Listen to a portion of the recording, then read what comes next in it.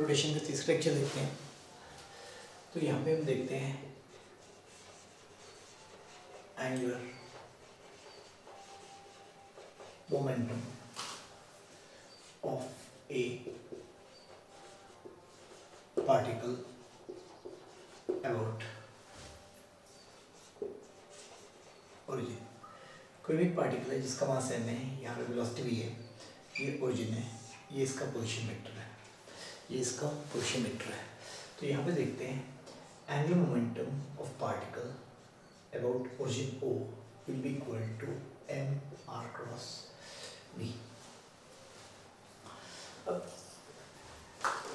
जैसे पार्टिकल यहाँ पे v वेलोसिटी से मूव कर रहा है, ये ओरिजिन है, ये पोजीशन वेक्टर है। तो यहाँ पे देखते हैं वेलोसिटी के दो कंपोनेंट लेते हैं, एक पोजीशन वेक्टर के नाम, एक पोजीशन वेक्टर के नाम और एक पोजीशन वेक्टर के परपेंडिकुलर। तो इस लाइन की एंगुलर वेलोसिटी होगी v sin theta by r। Angular velocity p with respect to o, angular velocity of p with respect to o होगा v sin theta by r, position vector का magnitude. तो angular velocity लिखने vector तो क्या करेंगे, magnitude के साथ unit vector multiply करेंगे, मैग्नीट्यूड के साथ यूनिट वेक्टर मल्टीप्लाई करेंगे v sin theta by r। तो एंगुलर वेलोसिटी इस तरह रोटेट कर रहा है, अंदर की तरफ होगा तो r क्रॉस v के डायरेक्शन में होगा, r और v दोनों के परपेंडिकुलर है। तो r और v दोनों के परपेंडिकुलर जो यूनिट वेक्टर आएगा r cross v by r cross v का मॉड। तो यहाँ पे देखते हैं r क्रॉस v का mod r v sin theta, तो v sin थीटा कम हो जाएगा, यहाँ पे r बचेगा, तो ये कितना आ जाएगा r cross v by r square. तो किसी भी वेक्टर का मॉड पता है, उसे पूरा वेक्टर बनाना है तो उसको यूनिट वेक्टर से मल्टीप्लाई करेंगे। ये बॉडी इस तरह रोटेट कर रही है तो स्क्रू रूल लगाएंगे, स्क्रू अंदर की तरफ जाएगा, अगर स्क्रू कैसे घुमाएंगे तो r क्रॉस v से एंगुलर वेलोसिटी की डायरेक्शन आएगी, तो r cross v angular velocity की डायरेक्शन में होगा। तो एंगुलर वेलोसिटी की डायरेक्शन में यूनिट वेक्टर क्या होगा, r cross v bye mod of r cross v। तो r क्रॉस v का मॉड आएगा r v sin theta, v sin theta से कट जाएगा, यहाँ पे r बचेगा। तो हम angular velocity of particle about o को लिख सकते हैं m r cross v by r square into r square. तो ये कितना हो जाएगा m r square omega vector. तो ये कितना हो जाएगा, ये हो जाएगा I इंटू ओमेगा वेक्टर। दोनों का मतलब एक ही है, दोनों का मतलब एक ही है। तो किसी पार्टिकल की एंगुलर वेलोसिटी निकालनी है इसके अबाउट, तो कितना हो जाएगा m r cross omega r square omega. तो ये दोनों फॉर्मूले एक ही है, ये दोनों फॉर्मूले एक ही है। तो जब भी हमें एंगुलर मोमेंटम निकालना है, जब भी हमें एंगुलर मोमेंटम निकालना है तो हम देखते हैं एंगुलर मोमेंटम किसी पार्टिकल का हम कैसे निकालते हैं। तो किसी भी पार्टिकल का एंगुलर मोमेंटम ओरिजिन पे डिपेंड करेगा, तो उस लाइन की एंगुलर वेलोसिटी पे डिपेंड करेगा। तो लाइन जब रोटेट कर रही है एंगुलर वेलोसिटी किस डायरेक्शन में होगा, उस लाइन की रोटेशन की डायरेक्शन में, उस लाइन की एंगुलर वेलोसिटी की डायरेक्शन में। तो किसी भी पार्टिकल का एंगुलर वेलोसिटी निकालना है, किसी भी पार्टिकल की एंगुलर मोमेंटम निकालनी है, ये r वेक्टर है, ये मास m है, ये v है। तो अपन को एंगुलर मोमेंटम का मैग्नीट्यूड निकालना है, ये आएगा m r v sin theta. तो आप यहाँ से कम करो, v का कंपोनेंट r के परपेंडिकुलर लो, v का कंपोनेंट r के परपेंडिकुलर लो, तो v sin थीटा आ जाएगा, ये एंगल थीटा है। तो मेथड वन आएगा, अपन क्या करेंगे v sin थीटा लेंगे, v sin थीटा लेंगे, तो ये कितना आ जाएगा, तो m r और v sin theta. Method two क्या करेंगे, यहाँ पे पार्टिकल मूव कर रहा है, v वेलोसिटी से मूव कर रहा है, ये ओरिजिन है, लाइन ऑफ मोशन को हम एक्सटेंड करेंगे और यहाँ से परपेंडिकुलर ड्रॉप कर देंगे। तो यहाँ पे देखते हैं, ये अगर एंगल थीटा है तो ये भी थीटा होगा, ये r आएगा, ये क्या आएगा r sin थीटा। इसका मतलब अगर वेलोसिटी ऐसे है, मास ऐसे है, इस लाइन को खींचिए, ओरिजिन से यहाँ पे परपेंडिकुलर डिस्टेंस कीजिए, ये आएगा r परपेंडिकुलर, ये आएगा r perpendicular.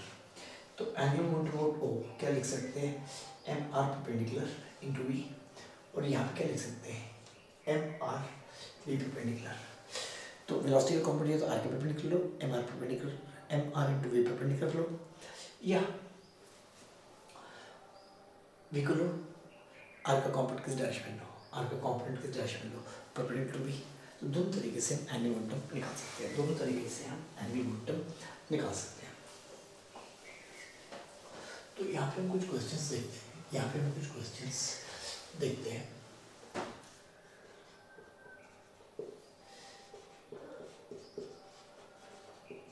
a particle is released from rest at x equal to d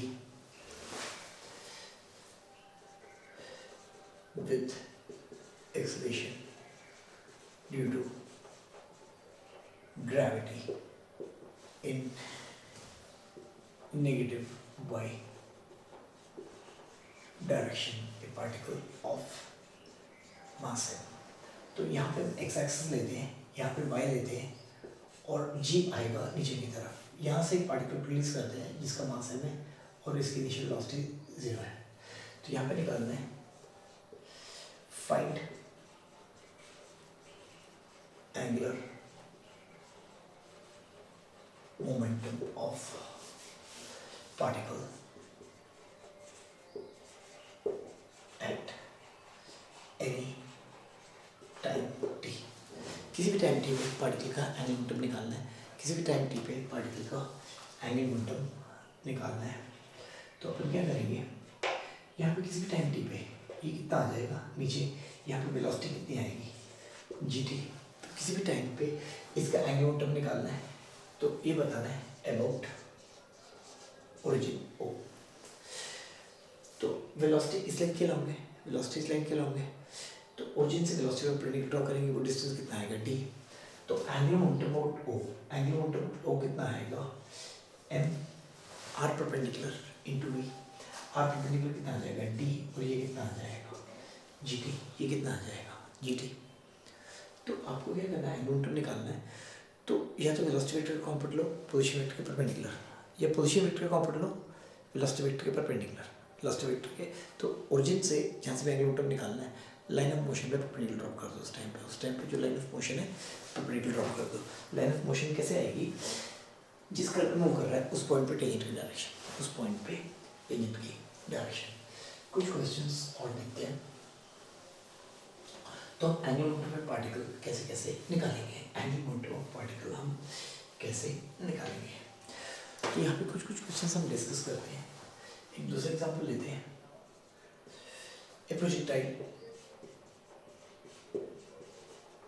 A projectile is shot from origin as shown। ये x एक्सिस है हॉरिजॉन्टल, ये y एक्सिस है, g इस डायरेक्शन में है, g वर्टिकली डाउनवर्ड्स है। एक particle को शूट किया है, एक पार्टिकल को शूट किया u जब एंगल थीटा बनता है हॉरिजॉन्टल, इसका मास है m या origin. Find angular momentum of particle about origin at any time T. अभी काम करते हैं, किसी भी टाइम टी पे इसका एंगुलर मोमेंटम निकालते हैं, किसी भी टाइम टी पे इसका एंगुलर मोमेंटम निकालते हैं। तो हमको जो सॉल्यूशन करना है, किसी भी टाइम टी पे पार्टिकल यहाँ पे होगा, ये होगा इसका पोजीशन वेक्टर और ये होगा वेलोसिटी वेक्टर। तो या तो वेलोसिटी वेक्टर के कॉम्पोनेंट लोगे या पोजीशन वेक्टर का वेलोसिटी के कॉम्पोनेंट लोगे, तो यहाँ पे आएगी दिक्कत। तो आपको देख रहे हैं वेलोसिटी वेक्टर भी चेंज करता जा रहा है, पोजीशन वेक्टर भी चेंज करता जा रहा है, दोनों मैग्नीट्यूड डायरेक्शन में चेंज कर रहे हैं। तो एम आर क्रॉस के निकालने में तो आर वेक्टर कैसे निकालेंगे, पहले वेलोसिटी वेक्टर कैसे निकालेंगे, वेलोसिटी वेक्टर निकालेंगे आई जी के फॉर्म में।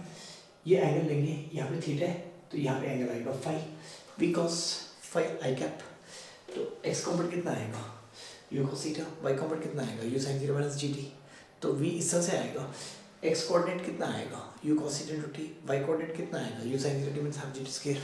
तो काफ़ी लंबा पड़ेगा, तो काफ़ी लंबा पड़ेगा। तो कई बार हम directly angular momentum of origin नहीं निकाल सकते हैं, कई बार हम एंगुलर मोमेंटम ऑफ ओरिजिन निकालने में दिक्कत होती है। तो जब भी एंगुलर मोमेंटम निकालने में दिक्कत हो तो आप एक चीज़ देखिए, torque of particle about O is equal to rate of change of angular momentum about O. तो एंगुलर मोमेंटम हम टॉर्क को इंटीग्रेट करके भी निकाल सकते हैं। तो एंगुलर मोमेंटम डायरेक्टली भी निकलता है और टॉर्क को इंटीग्रेट करके भी निकलेगा।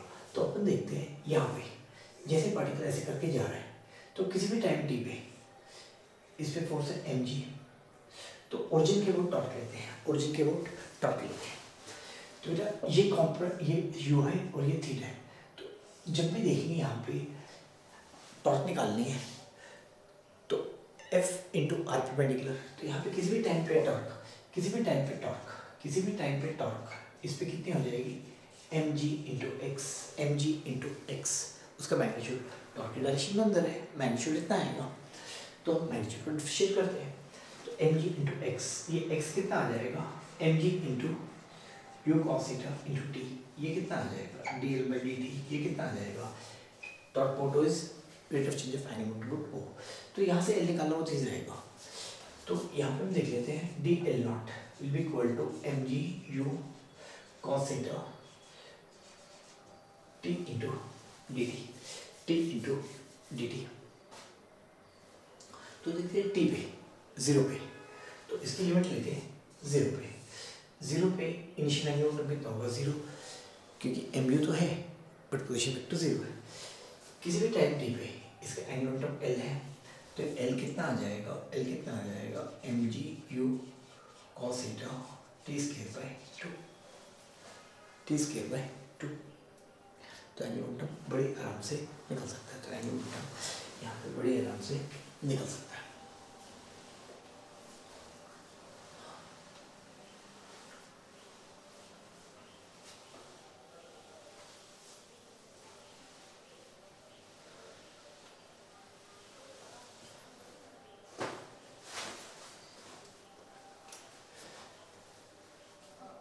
तो अब देखते हैं angular momentum of A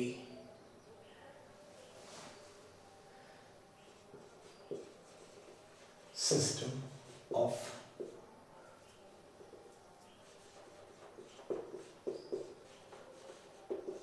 two particles whose net momentum is zero। तो इस स्टेटमेंट को जरा ध्यान से देखिएगा, मैंने क्या लिखा है, एनी मोमेंटम एक पार्टिकल का ओरिजिन पर डिपेंड करता है, ओरिजिन शिफ्ट करेगी, मैंने यहाँ लिखा है any momentum system of two particles, origin नहीं बोला, ओरिजिन नहीं बोला है, तो ध्यान रखना हमने कल डिस्कस किया था, अगर सिस्टम में नेट फोर्स जीरो है तो टॉर्क रिपोर्ट सेम आती है, तो सिस्टम में नेट फोर्स जीरो तो टॉर्क मोड सेम आती है, तो फोर्स लीनियर टर्म है, टॉर्क एंगुलर टर्म है, बिल्कुल उससे से मोमेंटम लीनियर टर्म है और एनी मोमेंटम एंगुलर टर्म है। तो इसको थोड़ा सा आगे डिस्कस करते हैं। यहाँ पे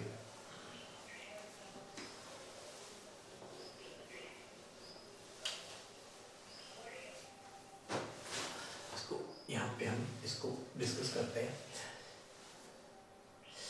ये हमारे पास एक पार्टिकल है, ये हमारे पास एक पार्टिकल है, इसका मास है m, इसका मास है m1, इसकी वेलोसिटी है v1, इसकी वेलोसिटी है v1। तो काम करते हैं, एक पार्टिकल लेते हैं, इसका एंगुलर मोमेंटम p1 है और इसका एंगुलर मोमेंटम p2 है।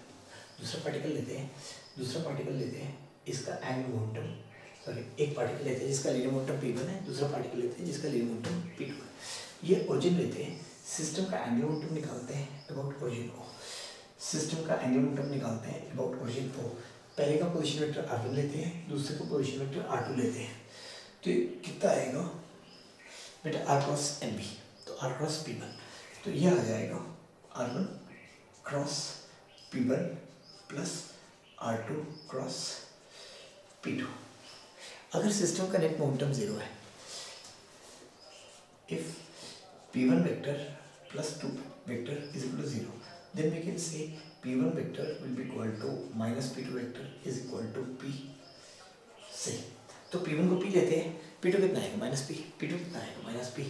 तो इस पर्टिकुलर केस में तो यहाँ पे अगर नेट मोमेंटम जीरो है तो एल नॉट कितना आएगा r1 cross p plus r2 cross minus p, तो ये कितना हो जाएगा r1 minus r2 cross p, तो ये कितना हो जाएगा r1 minus r2 cross p। अब जरा देखते हैं r1 माइनस r2 कितना आएगा, ये r1 है और ये वेक्टर क्या है r1 माइनस r2, तो देखना r2 plus r1 minus r2 कितना आएगा, तो बेटा अगर ये पॉइंट ए लेते हैं और ये बी लेते हैं, अगर ये ए लेते हैं और ये बी लेते हैं, तो R1 माइनस R2 कितना आ जाएगा, बी क्रॉस पी कितना आ जाएगा, बी क्रॉस पी। तो यहाँ पे एक बात नोट कीजिएगा, इसका एंगुलर मोमेंटम ओरिजिन पे डिपेंड कर रहा है, इसका भी एंगुलर मोमेंटम ओरिजिन पे डिपेंड कर रहा है। अगर सिस्टम का नेट एंगुलर मोमेंटम भी ओरिजिन पे डिपेंड कर रहा है, दोनों R1 R2 ओरिजिन पे डिपेंड करते हैं, पोजीशन वेक्टर ओरिजिन पे डिपेंड करेंगे। बट अगर सिस्टम में नेट मोमेंटम जीरो है, तो एक मोमेंटम को पी लिखेंगे, एक को माइनस पी लिखेंगे, तो पी कॉमन आ जाएगा। तो ये कितना आएगा, R1 माइनस R2। तो यहाँ पे माइनस डाल देंगे, यहाँ पे माइनस डाल देंगे, तो R1 माइनस R2 कितना होगा, बी वेक्टर होगा। तो ध्यान रखना, ये ओरिजिन पे डिपेंड नहीं करेगा, ये ओरिजिन पे डिपेंड नहीं करेगा, ये किस पे करेगा, ए और बी के बीच में डिस्टेंस पे डिपेंड करेगा, ए और बी के बीच में डिस्टेंस पे डिपेंड करेगा। तो यहाँ पे हम नोट करते हैं, यहाँ पे हम नोट करते हैं, if net momentum of A system is zero,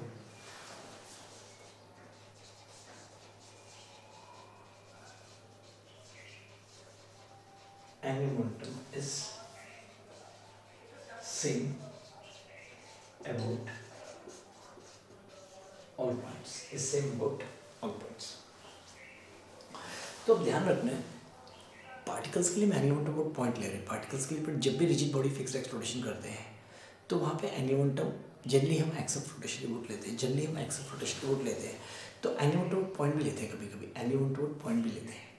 angular momentum points लेंगे तो हर पार्टिकल का पोजीशन वेक्टर ओरिजिन से लेंगे, एंगुलर मोमेंटम एक्सेस लेंगे तो हर पार्टिकल का, देखिए किसी भी एक पार्टिकल का एंगुलर मोमेंटम एक्सेस लेंगे तो हर पार्टिकल का पोजीशन वेक्टर कहाँ से लेंगे, एक्सेस से लेंगे।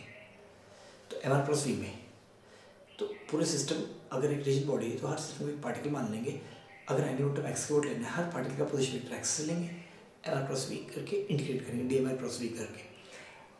अगर रिजिड बॉडी है, किसी पॉइंट के ऊपर एंगुलर मोमेंटम लेना है तो उसको छोटे छोटे पार्टिकल्स मान लो, हर पार्टिकल का पोजीशन वेक्टर ओरिजिन से लेना है, एंगुलर मोमेंटम एक्स में एक्स की वोट लेना है, जैसे हमने टॉप में डिस्कस किया था, जैसे हमने टॉप में डिस्कस किया था। तो हम क्या बोलेंगे, if net momentum of system is zero, angular momentum is same about each point.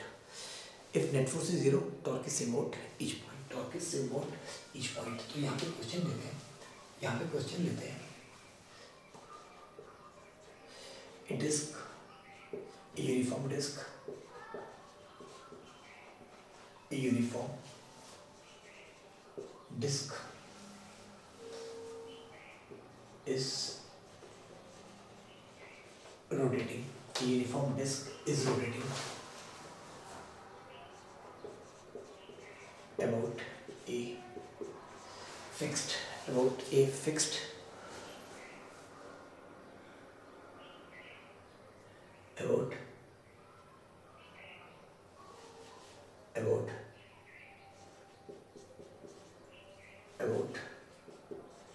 its own axis। ये कोई भी एक डिस्क है, ये कोई भी एक डिस्क है, ये अपने एक्सिस को रोटेट कर रही है एंगुलर वेलोसिटी ओमेगा से। तो मैं डिस्क इस तरह से दिखा रहा हूँ, ये अपने एक्सिस के ऊपर एंगुलर वेलोसिटी ओमेगा से रोटेट कर रहा है, इसका रेडियस आर है, ये एक्स डिस्टेंस दूर एक पॉइंट ओ है, ये सेंटर है। Find angular momentum of O, find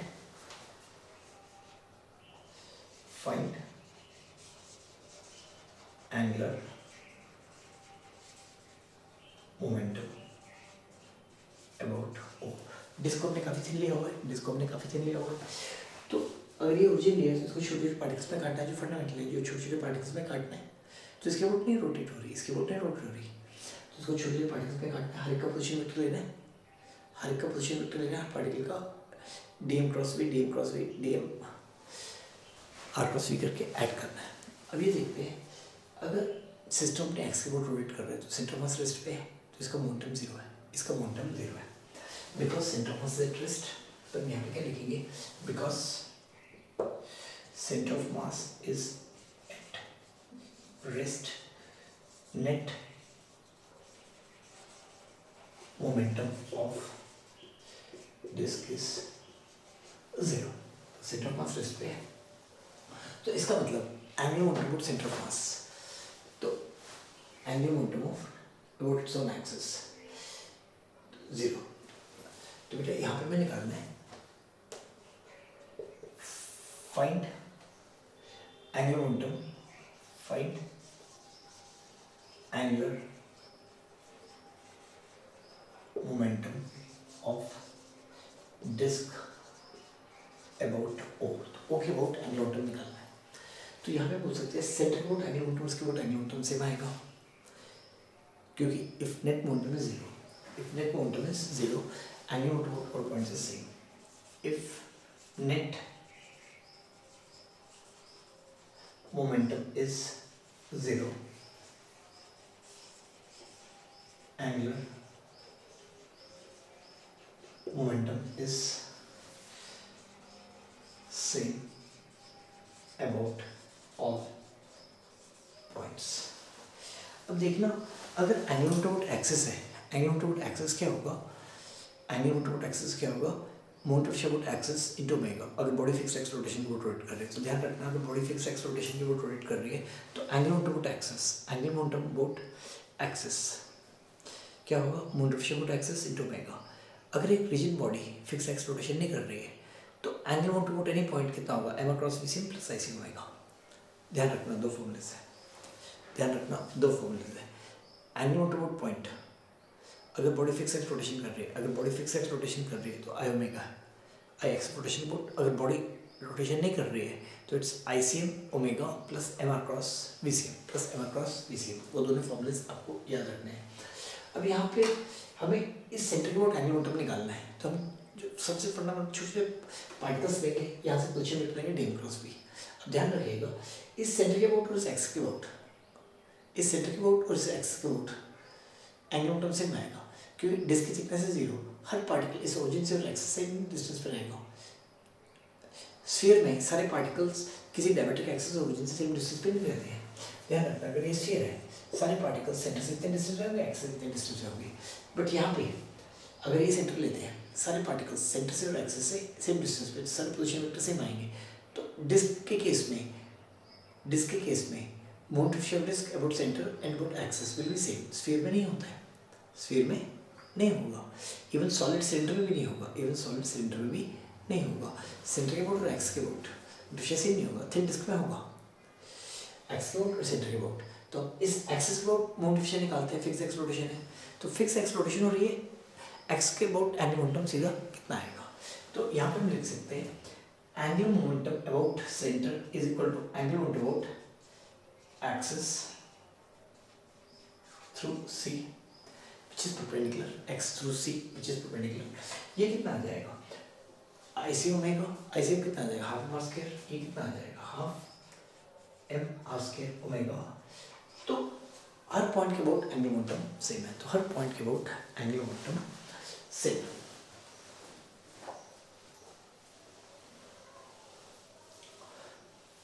तो जब भी पॉइंट के अबाउट एंगुलर मोमेंटम निकालना होता है, जब भी पॉइंट के अबाउट एंगुलर मोमेंटम निकालना होता है, वैसे भी कर सकते हो। तो फिक्स एक्स रोटेशन हो रहा है तो एंगुलर मोमेंटम, तो हम यहाँ पे दोनों फॉर्मूलेस लिख लेते हैं।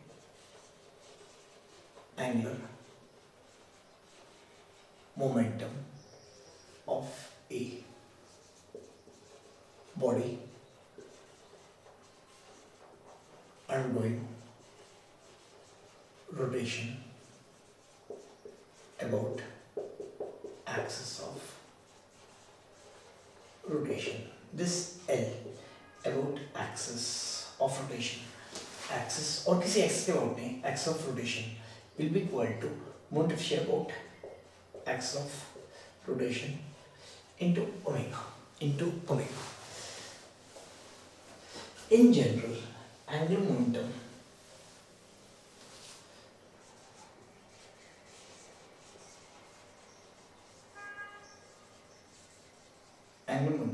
of a body about point। ये बॉडी जेनरेट मोशन कर रही है, इसके बारे में डिस्कस किया था हमने। ये बॉडी जेनरेट मोशन कर रही है, उसके बारे में डिस्कस किया था। कोई भी बॉडी है, ये जेनरेट मोशन कर रही है, एंगुलर वेलोसिटी, ये सेंटर ऑफ मास है, ये ओरिजिन है। सेंटर से इसका पोजीशन निकालते हैं, सेंटर मास की वेलोसिटी लेते हैं, इसका मास m है और सेंटर मास के अबाउट, सेंटर मास के अबाउट मोमेंट ऑफ शेयर कितना है, ICM। तो ये कोई भी बॉडी जेनरेट मोशन कर रही है, इसकी एंगुलर वेलोसिटी ओमेगा है, मास m है, सेंटर की वेलोसिटी v है, किसी भी ओरिजिन के अबाउट एंगुलर मोमेंटम निकालना है, तो इसका पोजीशन वेक्टर r है। तो angular momentum about any origin O will be equal to m r cross we C m plus i C m omega. तो यहाँ पे ध्यान से रखिएगा जो बात बार बार बोल रहा था, इसमें दो एंगुलर वेलोसिटीज है। जब ये बॉडी मूव करती है पोजीशन वेक्टर रोटेट करता है, तो ये आर क्रॉस वी इस पोजीशन वेक्टर की एंगुलर वेलोसिटी को रेफर कर रहा है। तो r cross v by r square into r square कर दोगे तो r cross v by r square क्या आएगा, इस लाइन की एंगुलर वेलोसिटी। अगर सेंटर फिक्स है या ऐसे रोटेट कर रहा है तो इस लाइन की एंगुलर वेलोसिटी नहीं आएगी, जो कि हमने पिछले केस में देखी है, अगर ये बॉडी ट्रांसलेट कर रही है तो इसकी एंगुलर वेलोसिटी आएगी, बॉडी की एंगुलर वेलोसिटी नहीं आएगी, तो यहाँ पे दो एंगुलर वेलोसिटीज हैं, पोजीशन वेक्टर की एंगुलर वेलोसिटी, बॉडी की एंगुलर वेलोसिटी। तो ध्यान रखना इस केस में हमें इस ओरिजिन के बोर्ड एंगुलर मोमेंटम निकालना है। तो कितना आएगा, M R cross we C m तो जाएगा 0 प्लस आई सी एम आएगा, आई सी एम कितना था हाफ एम आर स्क्वायर, तो वहाँ से भी आ जाएगा। तो ध्यान रखना एंगुलर मोमेंटम की जब भी फॉर्मूलाज लोगे फिक्स एक्स रोटेशन में एक्स वोट लेना है तो आई सी एम आएगा, नहीं तो हमेशा किसी पॉइंट के वोट लेना है, और it will be I C M आएगा plus M R cross we C M.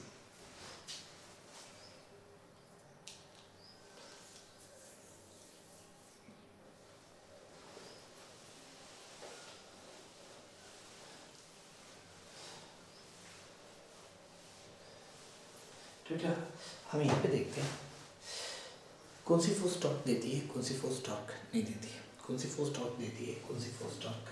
है, कोई भी एक बॉडी है, अगर ये एक्स रोटेशन है, इस पे फोर्स के तीन कॉम्पोनेंट्स लेते हैं, एक फोर्स पड़ रही है, एक कॉम्पोनेंट लेते हैं ये एक्स से पास करेगा, एक फोर्स लेते हैं जो परपेंडिकुलर जाएगा और एक फोर्स लेते हैं जो पैरेलल आएगा। तो जो भी फोर्स एक्स से पास करती है वो टॉर्क नहीं करेगी, जो भी फोर्स एक्स से पास करती है और जो फोर्स एक्स के पैरेलल रहती है वो भी टॉर्क नहीं क्रिएट करती। तो कोई भी एक रिजिड बॉडी है, कहीं पे भी एक फोर्स लग रही है, एक्स को टॉर्क किस वजह से आएगी। तो क्या करेंगे, इस पॉइंट से एक परपेंडिकुलर ड्रॉप करेंगे एक्सिस पे किसी भी फोर्स की वजह से, कोई भी फोर्स इस पॉइंट पी पे लग रही है तो इस एक्स को टॉर्क लेनी है, तो उस पॉइंट पी से एक्स पे परपेंडिकुलर ड्रॉप करेंगे, ओरिजिन ओ लेंगे, तो इसको एक्स एक्स लेंगे, इसको वाई लेंगे। तो यहाँ पे फोर्स के तीन कॉम्पोनेंट लेंगे, बेटा एक इस पोजीशन वेक्टर के नाम, एक इस एक्स के नाम और तीसरा, तो इसकी वजह से भी टॉर्क नहीं आएगी, एक्स के पास करेगी, उसकी वजह से बॉडी ऐसे रोटेट कर सकती है। तो किसकी वजह से रोटेट करेगी, इस पोजीशन वेक्टर और एक्सिस के परपेंडिकुलर। तो ध्यान रखना मैं फिर से क्या बोल रहा हूँ, कोई भी रिजिड बॉडी है, ये एक्सिस है, किसी भी पार्टिकल पी पे फोर्स लग रही है, अब उसके तीन कॉम्पोनेंट्स लोगे तो सबसे पहले क्या करोगे, इस पे एक्सिस पे परपेंडिकुलर ड्रॉप करोगे, इसको ओरिजिन लोगे तो इसको एक्स एक्सिस ले लो, इसको वाई ले लो। तो यहाँ पे जो जेड कॉम्पोनेंट फोर्स आएगा वही टॉर्क क्रिएट करेगा, तो फोर्स जो इसके पैरेलल आएगा वो टॉर्क क्रिएट नहीं करेगा, तो एक हम देखते हैं।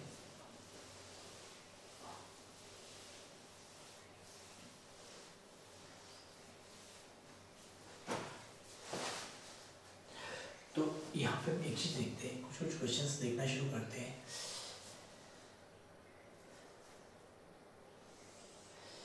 बेटा ये एक डिस्क है, हाउस एक्स को रोटेट कर रही है एंगुलर वेलोसिटी ओमेगा से, ये डिस्क है, ये एक डिस्क है, इसके ऊपर ब्लॉक रखा हुआ है मास है, ये पूरा सिस्टम एंगुलर वेलोसिटी ओमेगा से रोटेट कर रहा है, ये पूरा एंगुलर वेलोसिटी ओमेगा से रोटेट कर रही है। ये डिस्क एंगुलर वेलोसिटी ओमेगा से रोटेट कर रही है अपने फिक्स्ड एक्स के बोर्ड।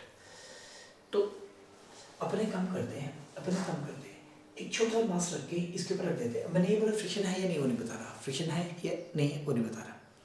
तो इसके ऊपर रख देते हैं, इसके ऊपर रख देते हैं, हल्के से जेंटली इसके ऊपर रख देते हैं। अब फ्रिक्शन है या नहीं, तो मैं पूछ रहा हूँ इस पूरे सिस्टम का इस एक्स के बोर्ड एंगुलर मोमेंटम कैसे चेंज करेगा, तो बेटा अब यहाँ पे देखते हैं, इसको रखने की वजह से इस पर कुछ फोर्स ऊपर नीचे पड़ेंगे तो सिस्टम पे टॉर्क नहीं चेंज करेगा, सिस्टम पे टॉर्क नहीं पड़ेगा। अब मेरी बात को ध्यान देना, सिस्टम पे टॉर्क नहीं पड़ेगा तो सिस्टम का एंगुलर मोमेंटम, अब देखो मास बढ़ गया है तो यहाँ पे मास बढ़ गया है, तो अगर सिस्टम पे ऐसे टॉर्क नहीं पड़ेगा तो उसका एंगुलर मोमेंटम चेंज नहीं करेगा। तो यहाँ पे क्वेश्चन लेते हैं, ये एक डिस्क है, एंगुलर वेलोसिटी ओमेगा से रोटेट कर रहा है, यहाँ पे एक आदमी खड़ा हुआ है, डिस्क के साथ रोटेट कर रहा है, तो अगर आदमी से मूव करना शुरू करता है तो डिस्क प्लस मैन के सिस्टम का एंगुलर मोमेंटम चेंज करेगा ही नहीं करेगा, ये हमें देखना है। ये डिस्क वर्टिकल एक्सिस को रोटेट कर देगा। तो यहाँ पे जब भी हम देखते हैं, यहाँ पे हम जब भी देखते हैं टॉर्क, हम जब भी देखते हैं बेटा एक्सियल फोर्स की वजह से देखते हैं, इंटी फोर्स की वजह से नहीं देखते हैं। तो मैन प्लस ये सिस्टम में कितनी फोर्स पड़ेंगी बेटा? मैन का वेट यहाँ से आएगा, एक नॉर्मल डायरेक्शन यहाँ से आएगा, तो नॉर्मल डायरेक्शन का एक्सियल फोर्स है, तो एक्सियल फोर्स क्या है? आदमी का वेट, इसका मास लेते हैं तो आदमी का वेट स्मॉल एम जी। तो बेटा डिस्क पे जो नॉर्मल डायरेक्शन पड़ेगी, डिस्क पे जो नॉर्मल डायरेक्शन वेट पड़ेगी उस एक्सियल रोटेशन से आएगी। तो जब भी फिक्स एक्स रोटेशन हो रही थी, जो भी फोर्सेस एक्सियल रोटेशन से पास करें या रोटेशन सेंटर से पास करें, उनके वजह से टॉर्क नहीं होता है। तो यहाँ पे हमें एक एक्सियल फोर्स दिख रही है, यहाँ पे हमें एक्सियल फोर्स दिख रही है, तो एम जी और नॉर्मल डायरेक्शन, तो बेटा वो दोनों एक्स से पास करेंगे। यहाँ पे हम डिस्क और आदमी सिस्टम ले रहे हैं, तो इनके बीच में नॉर्मल डायरेक्शन फ्रिक्शन है या कैसे भी है, वो इंटरनल फोर्स है, उसकी वजह से टॉर्क नहीं आएगा। तो यहाँ पे एम जी है, ये एक्सियल फोर्स है, तो हमें कई बार लगता है कि टॉर्क होगा। तो ध्यान रखना, अगर एक्सियल फोर्स एक्स के पैरेलल है, अगर एक्सियल फोर्स एक्सिस के पैरेलल है तो टॉर्क नहीं क्रिएट करेगी, that's not going to change angular momentum, that's not going to change angular momentum. तो आदमी कैसे भी मूव करता रहे, इस सिस्टम का एंगुलर मोमेंटम चेंज नहीं करेगा, इस सिस्टम का एंगुलर मोमेंटम चेंज नहीं करेगा।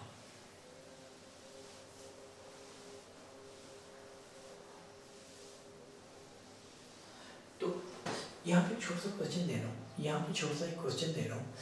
ये हेमिस्फेरिकल बॉल है, ये हेमिस्फेरिकल बॉल है, यहाँ पे एक पार्टिकल को रख के मैंने इसको ऐसे शूट किया ताकि पार्टिकल इस पे ऐसे टच करता हुआ जा रहा है, ये पार्टिकल इस पे टच करता हुआ जा रहा है, ये एक डाउन कोनिकल पेंडुलम की तरह जा रहा है।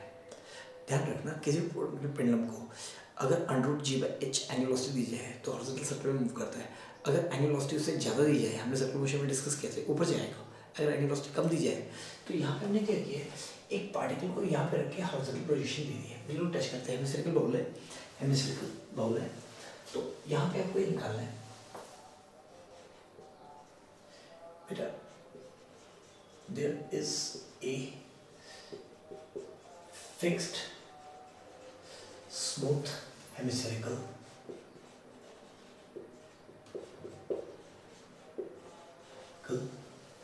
there is a fixed smooth hemispherical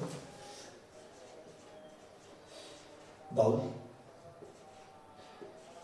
with flat surface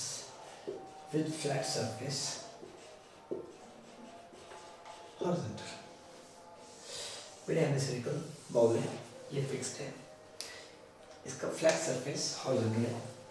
यहाँ पे छोटा सी बॉल रखी हुई है जिसका मास है m, यहाँ पे छोटी सी बॉल रखी है जिसका मास है m, यहाँ पे छोटी सी बॉल रखी है जिसका मास है m, इसको हॉरिजॉन्टल वेलोसिटी देके रिलीज कर दिया गया है। Small ball eight top rim is given horizontal velocity v0 and released। तो यहाँ पे सॉल्यूशन में थोड़ा सा हेल्प कर देता हूँ। तो अगर इसको ऐसे करेंगे तो बेटे करते करते करते करते नीचे आएगा नीचे आएगा नीचे आएगा। अब मैं इस सेंटर से एक एक्स एक्सिस ड्रॉ कर रहा हूँ, ये वर्टिकल वाई एक्सिस ड्रॉ कर रहा हूँ, और यहाँ से वर्टिकल एक्स ये वाई और ये जेड, और इस सेंटर को लेता हूँ ओरिजिन। तो यहाँ पे आपको निकालना है अबाउट विच पॉइंट और axis is angular momentum of ball conserved. तो आपको यहाँ पे निकालना है अबाउट विच एक्सिस और origin is angular momentum of small ball conserve। ये small ball कौन सा एक्स की वोट इसका एंगुलर मोमेंटम कंजर्व होगा। अब 2-3 मिनट लीजिए, सोचिए, उसके बाद मैं इसको सॉल्व करता हूँ।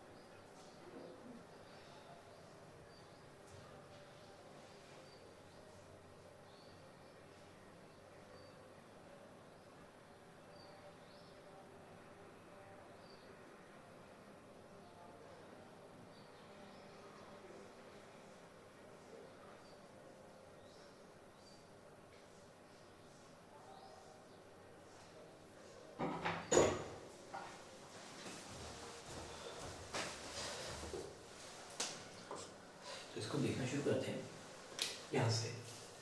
ये जब भी बॉल जा रही है, जब भी बॉल जा रही है तो बॉल कहीं पे भी है तो इस पर कितनी फोर्सेस जाएगी, ये स्मूथ है, इसको स्मूथ लिखा हुआ है, तो इस पर एक फोर्स आएगी mg। अगर ये फोर्स mg आएगी तो इस एक्सिस के ऊपर एंगुलर मोमेंटम कंजर्व रहेगा इसका, पक्का। इसके पैरेलल किसी भी एक्सिस के ऊपर एंगुलर मोमेंटम कंजर्व रहेगा, ध्यान रखना। फोर्स ऐसे जा रही है, ये फोर्स ऐसे पड़ रही है, फोर्स अगर ऐसे पड़ रही है, कोई भी एक्सिस के पैरेलल लेंगे उसके अबाउट इसका एंगुलर मोमेंटम कंजर्व रहेगा, उसके अबाउट इसका एंगुलर मोमेंटम कंजर्व रहेगा, उसके अबाउट इसका एंगुलर मोमेंटम कंजर्व रहेगा। अगर उस लेंगे तो एक फोर्स नॉर्मल डायरेक्शन ऐसे जा रही है, अगर सिर्फ ये फोर्स होती तो इस लाइन के अबाउट एंगुलर मोमेंटम कंजर्व रहता। अभी हमें देखना है कि किसके अबाउट एंगुलर मोमेंटम कंजर्व रहेगा। अगर फोर्स एक्सिस के पैरेलल है या एक्सिस पास करती है तो एंगुलर मोमेंटम कंजर्व आएगा। तो इस एक्सिस पे एक ये पॉइंट है, इस एक्सिस पे एक ये पॉइंट है, तो इस एक्सिस के अबाउट एंगुलर मोमेंटम कंजर्व होगा या नहीं होगा ये हम देखते हैं। तो अब यहाँ पे किस किस के अबाउट एंगुलर मोमेंटम कंजर्व होगा अपन देखते हैं। तो बेटा यहाँ पे अगर हम ये लेते हैं ये पॉइंट, इसके अबाउट एंगुलर मोमेंटम कंजर्व नहीं होगा, इसके अबाउट इसकी टॉर्क आएगी, इसके अबाउट इसकी टॉर्क आएगी, इसके अबाउट इसकी टॉर्क आएगी। तो ये जो नॉर्मल है इसको एक कंपोनेंट ऐसे लेते हैं, एक ऐसे लेते हैं, तो ये इस फोर्स का इस एक्स के अबाउट टॉर्क 0 है और ये दोनों फोर्स इस लाइन पे है, इसका टॉर्क 0 है। तो इसका मतलब angular momentum will be conserved about z axis, angular momentum will be conserved about, तो जिस भी एक्स के अबाउट टॉर्क 0 होगी उस एक्स के अबाउट एंगुलर मोमेंटम कंजर्व होगा, जिस भी ओरिजिन के अबाउट टॉर्क 0 होगी उस ओरिजिन के अबाउट भी एंगुलर मोमेंटम कंजर्व होगा। तो ओरिजिन के अबाउट एंगुलर मोमेंटम कैसे लिखते हैं, r क्रॉस mvcm और mr cross vcm plus ICM omega. किसी भी एक्स के अबाउट अगर बॉडी फिक्स एक्स रोटेशन कर रही है एंगुलर मोमेंटम क्या होगा, ICM ओमेगा। तो फिक्स एक्सिस में रोटेशन में हम कंजर्वेशन ऑफ एंगुलर मोमेंटम और एक्सिस रोटेशन लगाते हैं, किसी एक्सिस के अबाउट लगाते हैं, बट बॉडी जब रोटेट नहीं कर रही होती हम किसी भी एक्सिस या किसी भी पॉइंट के अबाउट एंगुलर मोमेंटम लगा सकते हैं, किसी भी पॉइंट और किसी भी पॉइंट के अबाउट एंगुलर मोमेंटम लगाना चाहिए। तो यहाँ पे देखते हैं, फिर से इसको एक बार डिस्कस कर देता हूँ, फिर से इसको एक बार डिस्कस कर देता हूँ। सबसे सिंपलेस्ट तरीके से यहाँ पे फोर्स mg है और ये नॉर्मल डायरेक्शन सेंटर से पास करेगा। तो नॉर्मल डायरेक्शन का एक कॉम्पोनेंट ये लेते हैं, अगर ये एंगल थीटा है तो ये कितना आ जाएगा n cos थीटा, और ये कितने आ जाएगी n sin थीटा। तो ये सेंट्रल एक्सिस है, सेंट्रल एक्सिस है, इसके अबाउट एंगुलर मोमेंटम कंजर्व रहेगा, इसके अबाउट एंगुलर मोमेंटम कंजर्व रहेगा। एक्चुअली इसके पैरेलल किसी के अबाउट भी एंगुलर मोमेंटम कंजर्व रहेगा, किसी के भी अबाउट एंगुलर मोमेंटम कंजर्व रहेगा। तो हम यहाँ पे लिख देते हैं एक angular momentum about z axis conserve. तो ये x एक्सिस थी और ये कौन सी एक्सिस थी, z। तो angular momentum is conserved about z axis. Angular momentum इसका z एक्सिस के अबाउट कंजर्व है। तो इसकी कोई भी प्रॉब्लम सॉल्व करनी है तो इसका एंगुलर मोमेंटम कौन से एक्सिस के अबाउट कंजर्व करोगे, सेंट्रल वर्टिकल एक्सिस। तो इसका मतलब अगर कोनिकल पेंडुलम हिल जाए, घूमे ना, तो वर्टिकल एक्सिस के अबाउट उसका एंगुलर मोमेंटम कंजर्व रहता है। ध्यान रखिएगा, कोनिकल पेंडुलम अगर पूरा उसकी वेलोसिटी √g से, एंगुलर वेलोसिटी √g/h से कम या ज़्यादा हो जाए तो ज़्यादा हो जाएगी तो ऊपर जाना शुरू करेगा, नहीं तो नीचे आना शुरू करेगा, बिल्कुल वैसे ही है। तो एंगुलर मोमेंटम किसके अबाउट कंजर्व रहेगा, उसका एंगुलर मोमेंटम किसके अबाउट कंजर्व रहेगा, उस एक्सिस के अबाउट। इस पॉइंट के अबाउट कंजर्व नहीं होगा, इस पॉइंट के अबाउट कंजर्व नहीं होगा। तो यहाँ पे हम ये देखते हैं, छोटे छोटे क्वेश्चंस लेते हैं जो मेंस में आते हैं, जो छोटे छोटे क्वेश्चंस लेते हैं जो मेंस में आते हैं। तो यहाँ पे हम देखते हैं बेटा एक कोनिकल पेंडुलम है, ये कोनिकल पेंडुलम है, ये ऐसे करके घूम रहा है, ये ऐसे करके घूम रहा है, ये ऐसे करके घूम रहा है। तो यहाँ पे हमने सर्कुलर मोशन में कुछ क्वेश्चंस लिखे थे। अगर ये पार्टिकल सर्कल में घूम रहा है, अगर ये पार्टिकल सर्कल में घूम रहा है तो इसकी एंगुलर वेलोसिटी ओरिजिन के अबाउट कांस्टेंट है, मैग्नीट्यूड डायरेक्शन में। इस पॉइंट के अबाउट एंगुलर वेलोसिटी का मैग्नीट्यूड तो सेम रहेगा पर डायरेक्शन चेंज करती रहेगी क्योंकि v और r के परपेंडिकुलर रहेगा, ये हमने देखा हुआ है। तो इस पॉइंट के अबाउट, तो यहाँ पे हम इस क्वेश्चन को लेते हैं, in a simple pendulum. बेटा in a conical pendulum, in a conical pendulum. conical pendulum में ये मास m है, ये इस सर्कल में घूमता है. बेटा ये है ओरिजिन O, ये सेंटर है C, ये सेंटर है C.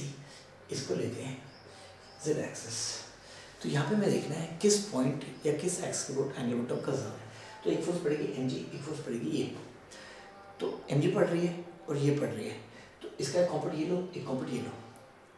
तो ध्यान रखना मैं क्या बोल रहा था, कभी कोई रिजिड बॉडी पे फोर्स लग रही है, इस एक्स के वो टॉर्क निकालनी है, इस एक्स के वो टॉर्क निकालनी है. तो फोर्स के 3 कॉम्पोनेंट लेने हैं उसके. कैसे लोगे? एक तो परपेंडिकुलर मारोगे इस पे, एक ये एक्सिस लोगे, एक ये लोगे. तो ये कॉम्पोनेंट और उसके पैरेलल कॉम्पोनेंट फोर्स की वजह से टॉर्क नहीं आएगी. टॉर्क कौन सी आएगी? तीसरे की वजह से. तो यहाँ पे हम देख लेते हैं, एक फोर्स इस पे पड़ रही है, तो यहाँ पे फाइंड. तो यहाँ पे देखते हैं, इस 2 स्टेटमेंट्स लेते हैं. इस angular momentum about O conserved. मेरा पहला क्वेश्चन, इस angular momentum about O conserved. तो इस पे कितनी फोर्स पड़ेगी? एक पड़ेगी mg और एक पड़ेगी t. तो इस पॉइंट पे t का टॉर्क 0 आएगा. पॉइंट के अबाउट mg का टॉर्क क्या आएगा? mg to this radius perpendicular, तो टॉर्क आएगा. तो उसके अबाउट एंगुलर मोमेंटम कंजर्व नहीं होगा. अब इस एंगुलर मोमेंटम कंजर्व्ड, इस एंगुलर मोमेंटम कंजर्व्ड अबाउट उसी. तो उसी अबाउट कंजर्व है या नहीं है? तो अपन देखते हैं, इस एक्सिस, ये फोर्स एक्स के पैरेलल है, इसका एंगुलर मोमेंटम 0 है. इस फोर्स को देखते हैं, जो भी फोर्स एक्स से पास करेगी उसका टॉर्क हमेशा 0 होता है. क्यों? क्योंकि ये कंपोनेंट एक्स के पैरेलल आएगा और ये कंपोनेंट एक्स के परपेंडिकुलर आएगा और स्क्यू नहीं होगा, एक्स को टच करता हो जाएगा. तो इसकी वजह से भी टॉर्क 0 होगा. तो कोई भी फोर्स अगर एक्स से पास कर रही है रोटेशन से, तो उस एक्स के वो टॉर्क 0 आएगा. कोई भी फोर्स एक्स के पैरेलल है तो उसका टॉर्क 0 आएगा. तो ध्यान रखना, कोई भी फोर्स एक्स के पैरेलल है उसका टॉर्क 0 आएगा. कोई भी फोर्स एक्स से पास कर रही है परपेंडिकुलर या कैसे भी, उसका भी टॉर्क 0 आएगा. तो यहाँ पे फर्स्ट केस में इसका आंसर आएगा नो. सेकेंड केस में आंसर आएगा यस. इस एक्स के अबाउट एंगुलर मोमेंटम कंजर्व्ड है. इस एक्स के अबाउट एंगुलर मोमेंटम कंजर्व्ड है.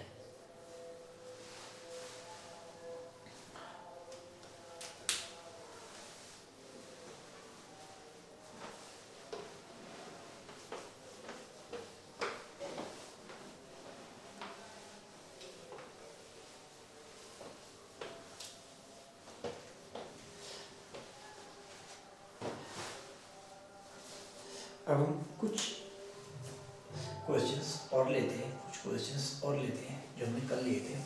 एक इंक्लाइन प्लेन है, यहाँ पे एक वर्टिकल वॉल लगा दी है, बीच में एक बॉडी रोक के रखी हुई है जिसका मास है m. ये भी रफ है और ये भी रफ है. तो हमें दोनों साइड पे फ्रिक्शन निकालनी है. तो ये फिक्स्ड इंक्लाइन प्लेन है, ये फिक्स्ड इंक्लाइन प्लेन है. फाइंड फ्रिक्शन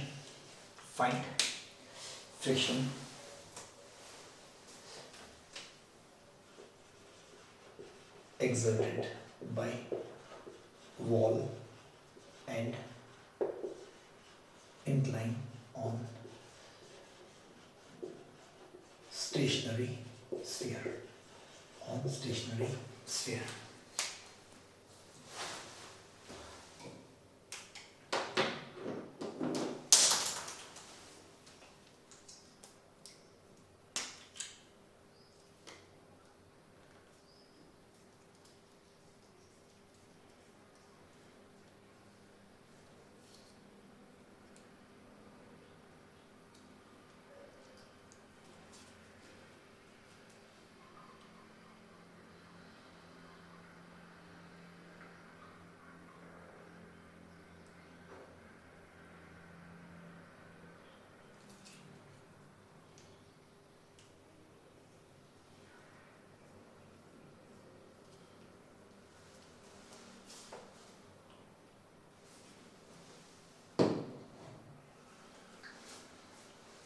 तो बेटा ये स्टेशनरी स्फीयर है, तो इसका एफ ड्रॉ करते हैं, इसका एफ ड्रॉ करते हैं। एक फोर्स आएगी एम जी। बेटा यहाँ से ये इंक्लाइन प्लेन है, ये इंक्लाइन प्लेन है, यहाँ से इंक्लाइन प्लेन है। तो सबसे पहले तो आएगा यहाँ से नॉर्मल डायरेक्शन n1। अब फ्रिक्शन या तो ऐसे लगेगी या ऐसे लगेगी, देखते हैं। यहाँ पे वर्टिकल है तो यहाँ पे नॉर्मल डायरेक्शन आएगा n2। अब ये बॉडी यहाँ पे फ्रिक्शन आएगा ऐसे या ऐसे, फ्रिक्शन आएगा ऐसे या ऐसे, फ्रिक्शन यहाँ पे आएगा इस तरह से या इस तरह से। तो अपन अब देखते हैं इस पर कितनी फोर्स पड़ेगी, इस पर कितनी फोर्स पड़ेगी। तो अपन एक काम करते हैं, इस पॉइंट के अबाउट टॉर्क लेते हैं 0, इस पॉइंट के अबाउट टॉर्क लेते हैं 0। तो यहाँ पे टॉर्क किसकी वजह से आएगी, तो बेटा यहाँ पे टॉर्क किसकी वजह से आएगी। अब अपन देखते हैं यहाँ पे टॉर्क किसकी वजह से आएगी। इसका रेडियस लेते हैं r, इसका रेडियस लेते हैं r। तो यहाँ पे नॉर्मल डायरेक्शन और फ्रिक्शन की वजह से टॉर्क हो जाएगी 0, नॉर्मल डायरेक्शन और फ्रिक्शन की वजह से टॉर्क हो जाएगी 0। तो ये स्फीयर हम ड्रॉ करते हैं, ये स्फीयर हम ड्रॉ करते हैं।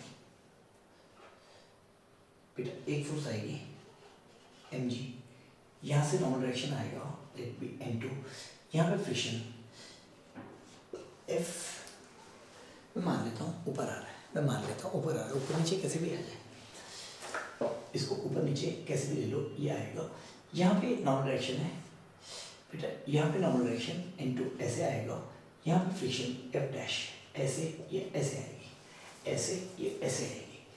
अब अपन एक काम करते हैं, अब अपन एक काम करते हैं बेटा, अगर इसके अबाउट टॉर्क 0 लेते हैं, इसके अबाउट टॉर्क अपन 0 लेते हैं, तो n1 n2 और mg इनका टॉर्क 0 आएगा। यानी कि अगर फ्रिक्शन फोर्स एक्ट कर रही है F1 F2 सेम आएंगे, F1 F2 सेम आएंगे। अब एक काम करते हैं, अब एक काम करते हैं, हमें F1 और F2 कैसे निकालेंगे, F1 और F2 कैसे निकालेंगे। तो अगर मैं मुझे इसके बोट टॉर्क इसके या इसके बोट इसके या इसके बोट टॉर्क 0 लेता हूँ, तो इसके बोट टॉर्क 0 लेता हूँ, इसके बोट टॉर्क 0 लेता हूँ, तो इनकी टॉर्क 0 आएगी, इसकी टॉर्क 0 आएगी, इसकी टॉर्क 0 आएगी और इसकी टॉर्क 0 आएगी। इन दोनों की टॉर्क 0 आना है। तो इस क्वेश्चन में आपको पूरा दे रहा हूँ, आपको पूरा लॉजिकली करना है, बड़ा कोई सिंपल सा तरीका ढूंढना है, कोई सिंपल सा तरीका ढूंढना है। मैं एक पॉइंट डिस्कस नहीं करूँगा या ऐसे होगा क्योंकि कल भी क्वेश्चन किया था हमने। तो अगर इस पॉइंट के ऊपर टॉर्क 0 लेते हैं, इस पॉइंट के ऊपर टॉर्क 0 लेते हैं, क्योंकि नेट फोर्स 0 तो हर पॉइंट के ऊपर टॉर्क 0 आएगी। तो 0 टॉर्क से हम क्वेश्चन कैसे सॉल्व करेंगे। तो इसके ऊपर टॉर्क 0 आएगी, तो टॉर्क किस की आएगी, एम जी की आएगी, एम जी की आएगी, एफ की आएगी और एन वन की आएगी, एम जी की आएगी, एफ की आएगी और एन वन की आएगी। ये क्वेश्चन एक बार क्लास में दिया था कि ये स्मूथ है, अगर ये स्मूथ होगा तो क्वेश्चन बहुत इजीली सॉल्व हो जाएगा, ये स्मूथ होगा तो क्वेश्चन बहुत इजीली सॉल्व हो जाएगा। ठीक है, दिया हुआ है।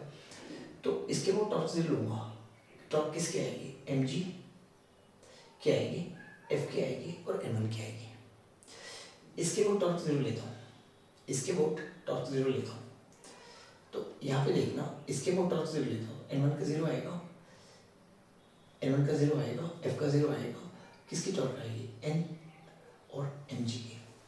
तो यहाँ पे देखता हूँ, इसके वो टॉर्क 0 लेता हूँ, तो टॉर्क किसकी कौन से फोर्स की आएगी बेटा, इसकी आएगी, इसकी आएगी और फ्रिक्शन की आएगी, इसकी आएगी, इसकी आएगी और फ्रिक्शन की आएगी। इसके वो टॉर्क 0 लेता हूँ, इसके वो टॉर्क 0 लेता हूँ।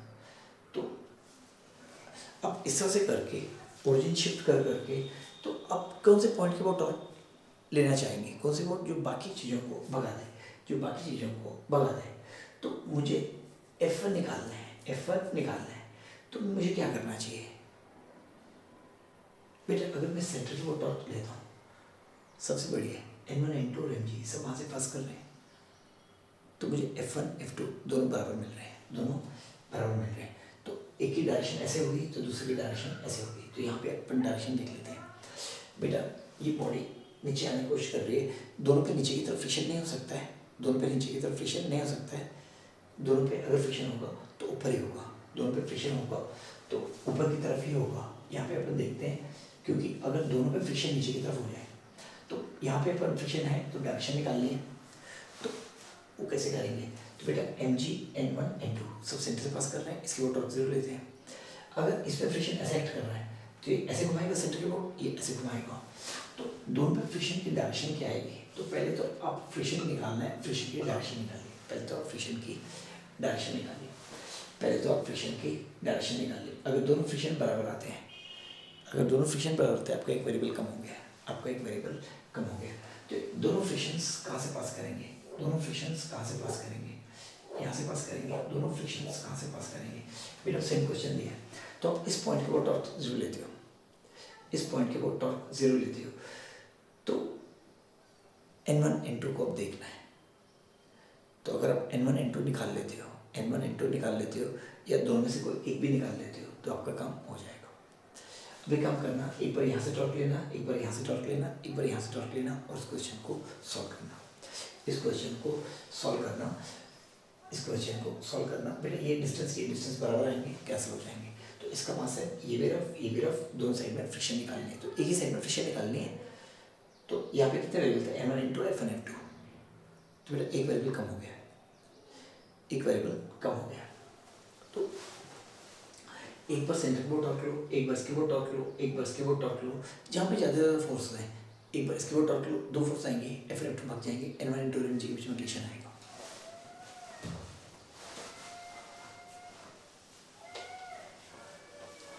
ये क्वेश्चन मैंने हॉरिजॉन्टल में दिया हुआ था, अभी मैंने वर्टिकल में डाला है। इसका इजी वर्जन आपको एक बार टेस्ट में डाला था, एक साइड पे फ्रिक्शन 0 थी, तो बेटा क्योंकि दोनों बराबर होंगे, दोनों साइड पे फ्रिक्शन 0 हो जाएगी। तो इसका बहुत इजी वर्जन से आता है। तो हम जब भी क्वेश्चन करते हैं तो बेटा ये बॉडी पे जब भी नेट फोर्स 0 होती है तो हर पॉइंट पर टॉर्क 0 होती है। तो ये क्वेश्चन बड़ा कॉमन सा ओलंपियाड्स में आता है। यहाँ पे इसको बॉडी को ऐसे रख दिया, ये वर्टिकल है, ये स्मूथ है और ये रफ है। तो इस केस में देखते हैं ये दोनों फ्रिक्शन सेम आएंगे, क्यों? बेटे यहाँ से नॉर्मल सेंटर बोर्ड लोगे, दोनों नॉर्मल रिलेशन और वेट का टॉर्क आ जाएगा 0, तो दोनों फ्रिक्शन ही बचेगी, दोनों का टॉर्क आएगा 0। तो इसमें फ्रिक्शन ऐसे होगी तो इस पर ऐसे होगी, तो सेंटर की बोर्ड दोनों का मिलाकर टॉर्क 0 आएगा, क्योंकि सेंटर से ये डिस्टेंस पे आ रही है, परपेंडिकुलर डिस्टेंस पे आ, तो f1 f2 के बराबर होंगे। एक सेंटर की बोर्ड क्लॉकवाइज टॉर्क देगा, दूसरा एंटी क्लॉकवाइज, दोनों नीचे नहीं हो सकते क्योंकि बॉडी नीचे आ जाएगी, फिर दोनों नीचे नहीं हो सकते।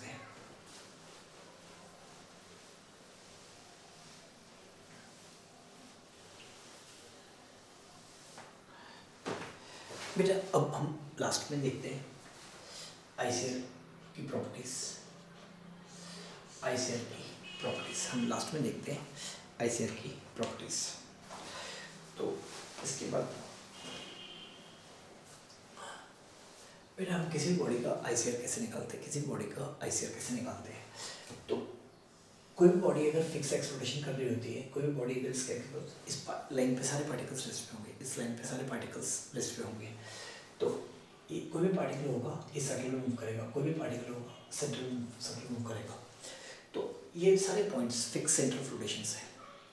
तो बॉडी जब भी फिक्स एक्सप्लोरेशन कर रही है, कोई भी पार्टिकल की वेलोसिटी v है, कोई भी पार्टिकल की वेलोसिटी v है, किसी भी पार्टिकल की वेलोसिटी v है, तो हमें तो हम सेंटर ऑफ रोटेशन से इस पार्टिकल को ज्वाइन करेंगे तो पोजीशन वेक्टर और वेलोसिटी वेक्टर परपेंडिकुलर आएगा।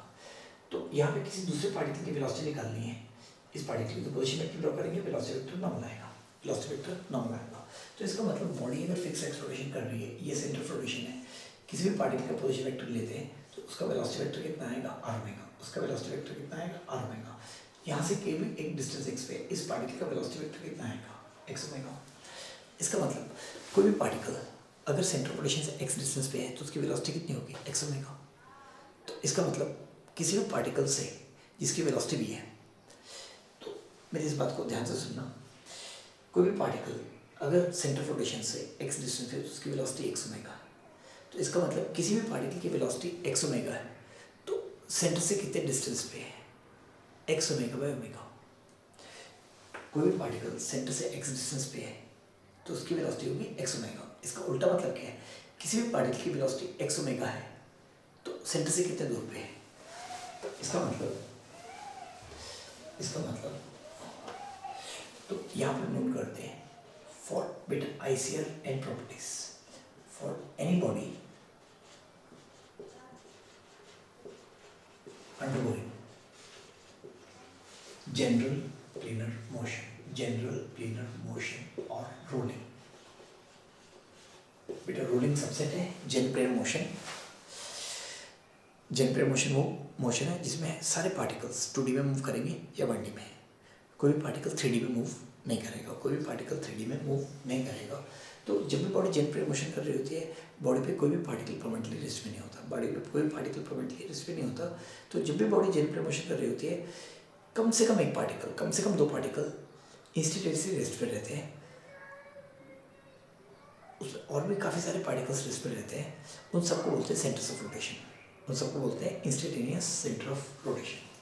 तो हम यहाँ पे लेते हैं कोई भी बॉडी एक अगर जनरल मोशन कर रही है, कोई भी बॉडी अगर एक जनरल मोशन कर रही है, किसी भी पार्टिकल की वेलोसिटी है v, किसी भी पार्टिकल की वेलोसिटी है v। ICR will be at a distance, ICR will be at distance v by omega, क्योंकि सेंटर ऑफ रोटेशन से अगर x डिस्टेंस पे तो उसकी वेलोसिटी होगी x ओमेगा, तो v कितना है x ओमेगा, तो x कितना होगा ICR will be at distance v by omega and lie on line बेटा परपेंडिकुलर टू दिस। तो ICR किस लाइन पे लाई करेगा, on line passing through P and perpendicular to V। तो अगर किसी भी पार्टिकल की वेलोसिटी दी हुई है, किसी भी पार्टिकल की वेलोसिटी दी हुई है, तो ICR के बारे में हम कैसे इंफॉर्मेशन निकाल सकते हैं, ICR के बारे में हम कैसे इंफॉर्मेशन निकाल सकते हैं। तो अपन क्या करेंगे, किसी पार्टिकल की वेलोसिटी दी है तो इस पॉइंट से वेलोसिटी के परपेंडिकुलर ड्रॉ करेंगे। ICR इस लाइन पे आएगा, ये तो ऊपर आएगा, ये नीचे आएगा। यहाँ पे मैं साफ पता है नीचे आएगा, यहाँ पे मैं साफ पता है नीचे आएगा, क्योंकि ट्रांसलेशन की वजह से हर की वेलोसिटी इस डायरेक्शन होगी, रोटेशन की वजह से। तो बेटा वो हम निकाल सकते हैं ICR किस डायरेक्शन में आएगा। तो हमें ये देखना है अगर किसी पार्टिकल की वेलोसिटी है, ICR इस लाइन पे रहेगा, उस पार्टिकल से पास करेगा और परपेंडिकुलर टू वेलोसिटी होगा, या नीचे होगा या ऊपर होगा। ICR कितने डिस्टेंस पे आएगा v by ओमेगा, ICR कितने डिस्टेंस पे आएगा v by ओमेगा। अब एक काम करते हैं, यहाँ पे एक वॉल है, यहाँ पे एक फ्लोर है, यहाँ पे एक वॉल है, यहाँ पे एक फ्लोर है, ये एक रॉड है, ये एक रॉड है, ये एक रॉड है। इसकी एंगल वेलोसिटी ओमेगा है। फिर ये मैं ऐसे करके एक रेक्टेंगल ड्रॉ कर रहा हूँ। This is O, this is A, this is B, this is C। इस रॉड की लेंथ है L। OABC is rectangle, तो हमें छोटे छोटे क्वेश्चन देखने हैं। मीन्स में बहुत छोटे छोटे क्वेश्चन आते हैं, रोटेशन में कभी बड़े क्वेश्चन नहीं आए। और अब हमेशा ध्यान में देखना, पिछले साल जब मेंस के काफ़ी सारे पेपर हुए थे, मैक्सिमम क्वेश्चंस एंगल मोमेंट पे 1-2 बार क्वेश्चंस आए थे, एंगल मोमेंट पे 1-2 बार क्वेश्चंस आए थे, छोटे छोटे क्वेश्चन ही आए थे, बहुत छोटे छोटे क्वेश्चन आए थे एंगल मोमेंट पे। और मैक्सिमम टाइम्स क्वेश्चन जो आते हैं मोमेंट ऑफ इनर्शिया पे आते हैं। तो इसमें हम असाइनमेंट देखेंगे मोमेंट ऑफ इनर्शिया पे ज़्यादा, जितनी ज़्यादा जो भी बुक्स मिलती है क्वेश्चन सॉल्व करो, जो भी बुक्स मिलती है क्वेश्चन सॉल्व करो। OABC तो यहाँ पे निकालना है, find kinetic energy of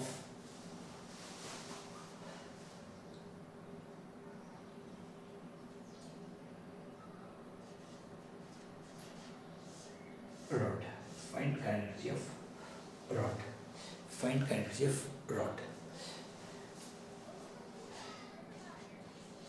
find kinetic energy of rod।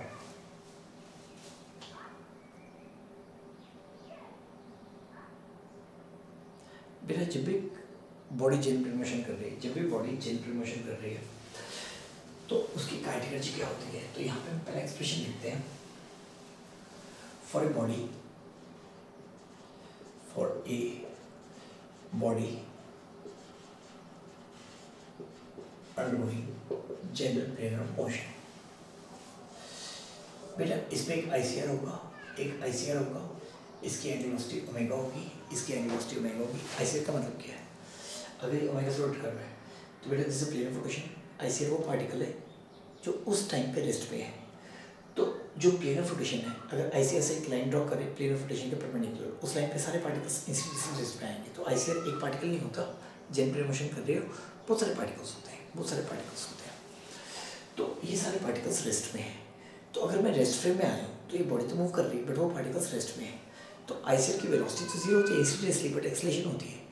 तो ग्राउंड फ्रेम और आईसीआर फ्रेम में वेलोसिटी सेम मेजर होती है और काइनेटिक एनर्जी सेम मेजर होती है।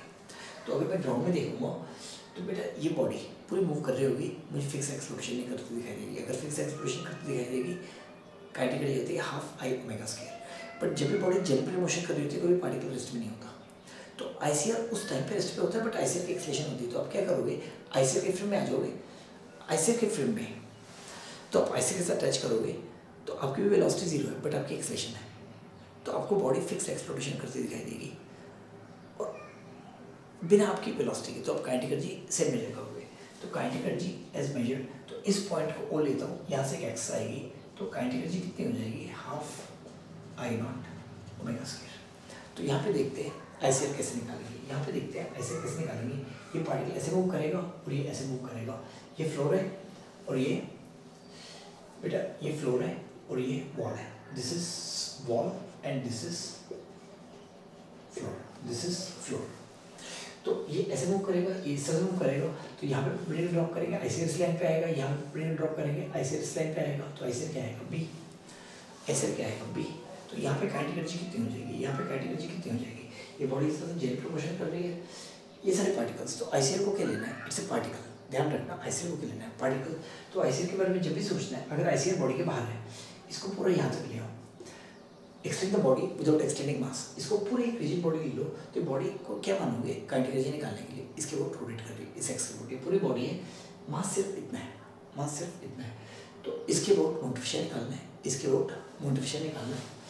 तो this will be equal to, तो कौन से एक्स वोट मोटिवेशन निकालोगे, इसके वोट। तो काइनेटिक एनर्जी कितनी आ जाएगी, half motivation vote b into omega square.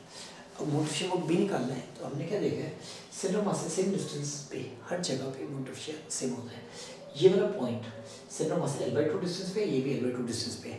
तो motivation vote b and motivation vote c and motivation vote a and motivation vote o same है। तो सारे यहाँ से L/2 डिस्टेंस पे है। तो मोटिवेशन यहाँ से निकालना है तो मैं क्या करूँगा, एम स्क्वायर प्लस ये वो नहीं करना है बेटा। बी का वोट मोटिवेशन और यहाँ के वोट मोटिवेशन सेम आएगा। तो इसके वोट मोटिवेशन कितना होगा, mL/3। तो कितना हो जाएगा, mL/3।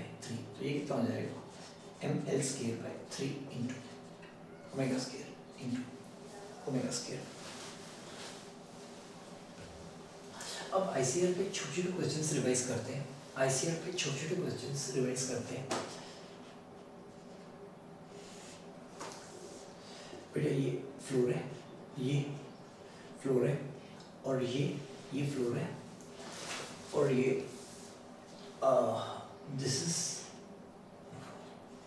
वॉल। यहाँ पे एक रॉड है, यहाँ पे एक रॉड है, ये एंगल 30 डिग्री है। रॉड की एंगल वेलोसिटी ओमेगा है और रॉड की लेंथ है एल। ये एक्स एक्सिस है और ये वाई एक्सिस है। फ्लोर के लॉन्ग एक्स एक्सिस है और वॉल के लॉन्ग वाई एक्सिस है। इस डायरेक्शन में ट्राई कैप है, इस डायरेक्शन में जे कैप है। Find velocity vector of centre of rod. तो ये रॉड है, इसकी लेंथ एल है, इसकी लेंथ एल है, इसकी एंगल वेलोसिटी ओमेगा इस डायरेक्शन में है। ये पॉइंट ऐसे जा रहा है, ये पॉइंट ऐसे जा रहा है, इसकी एंगल वेलोसिटी दी हुई है।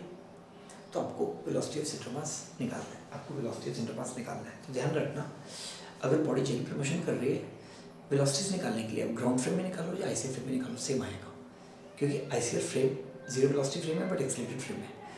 तो जब भी हम आईसीआर फ्रेम की बात करते हैं तो नॉन रोटेशन फ्रेम होता है, ट्रांसलेशन फ्रेम होता है। तो ग्राउंड फ्रेम में हम जो velocity of centre of mass measure करते हैं, एसी मेजर करते हैं, ओमेगा करते हैं, अल्फा करते हैं। आईसीआर फ्रेम में भी ओमेगा उतना ही करेंगे क्योंकि वो ट्रांसलेशन फ्रेम है। अल्फा ओमेगा उतना करेंगे और वी सी भी उतना ही करेंगे। तो आईसीआर फ्रेम में क्या अलग मेजर करते हैं, एसी। तो इसका मतलब आपको वेलोसिटी ऑफ सेंटर ऑफ मास निकालनी है, आईसीआर फ्रेम से निकालिए, ग्राउंड फ्रेम से निकालिए for body undergoing generator motion. Omega और अल्फा ग्राउंड फ्रेम और आईसीआर फ्रेम यानी किसी भी ट्रांसलेशन फ्रेम से सेम होगा। तो जब भी आप बोलते हैं इस फ्रेम में जा रहे हैं, कुछ नहीं बता रहे, तो बाय डिफॉल्ट उसका मतलब होता है ट्रांसलेशन फ्रेम।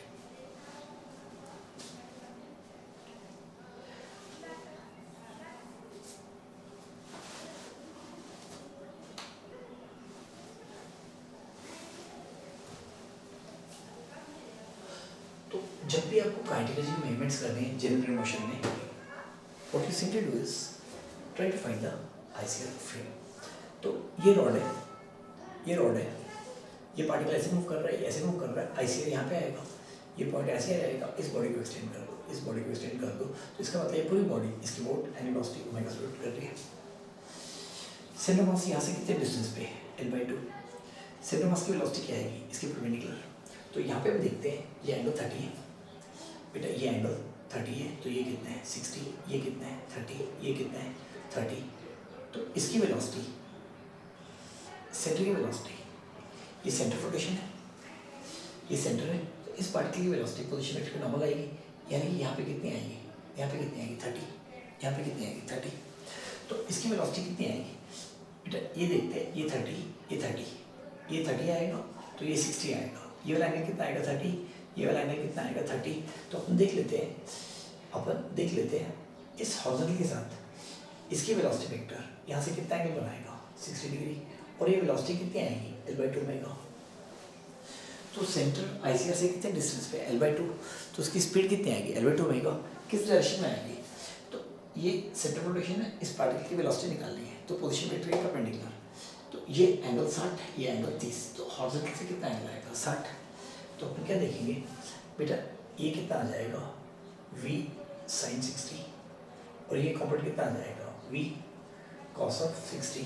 तो वेलोसिटी ऑफ सेंटर मास कितना आ जाएगा L/2 omega cos 60 I cap minus L/2 omega sin of 60 into J cap, sin of 60 into J cap.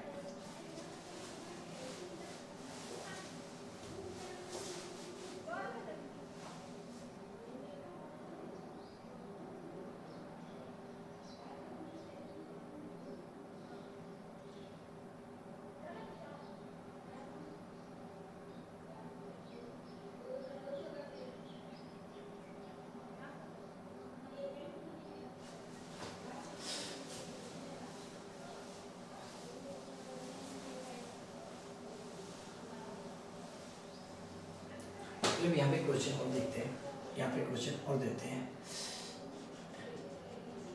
A rod is released from rest. A rod is released from rest. A rod is released from rest if acceleration of lower and upper end are A and B. Find angular acceleration of rod just after release. ये ball है और ये floor है बेटा, ये floor और ये ball, एक रॉड पड़ी हुई है, एक रॉड पड़ी हुई है, इस पार्टिकल की एक्सेलेरेशन A है एट गिवन इंस्टेंट, इस पार्टिकल की एक्सेलेरेशन B है, और ये रॉड की लेंथ है L, इसकी एक्सेलेरेशन निकालनी है। तो अब ध्यान रखो, अब किसी भी ट्रांजिशन फ्रेम में जाओगे, किसी भी ट्रांजिशन फ्रेम में जाओगे, हर फ्रेम में बॉडी की एंगुलर एक्सेलेरेशन सेम आती है, हर फ्रेम में बॉडी की एंगुलर एक्सेलेरेशन सेम आती है। जरा इसको कीजिएगा पूरा, इस रॉड की एंगुलर एक्सेलेरेशन निकालिएगा। तो इसको रेस्ट से रिलीज किया है, इसको रेस्ट से रिलीज किया, ये रॉड है, इसकी लेंथ है L, इस पॉइंट की एक्सेलेरेशन A आएगी, इस पॉइंट की एक्सेलेरेशन B आएगी। ध्यान से देखना, मैंने थीटा नहीं दिया, मैंने थीटा नहीं दिया।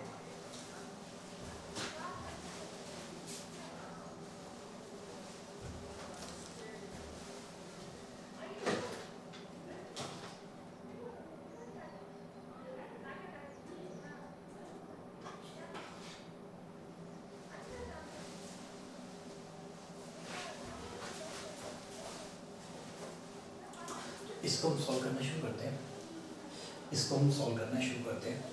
तो यहाँ पे देखते हैं इसका सॉल्यूशन। ये रॉड है, इस पार्टिकल की एक्सेलेरेशन A, इस पार्टिकल की एक्सेलेरेशन B, ये एयर भी म्यूचुअली परपेंडिकुलर है, एयर भी म्यूचुअली परपेंडिकुलर है। तो ये एंड है A और ये एंड है B। तो मैं कौन से फ्रेम में आ जाता हूँ, मैं ए के फ्रेम में आ जाता हूँ, मैं अपने एक्सप्रेशन की तरफ रहता हूँ। ए रेस से रिलीज किया है तो इसकी वेलोसिटी भी जीरो, उसकी भी जीरो है, एंगुलर वेलोसिटी भी जीरो है। तो इसको रेस से रिलीज किया है, हर पार्टिकल की वेलोसिटी जीरो है और एंगुलर वेलोसिटी भी जीरो है। तो कोई भी तरह की एंगुलर वेलोसिटी नहीं, बस इसकी रॉड की एक्सेलरेशन है और रॉड की एंगुलर एक्सेलरेशन है।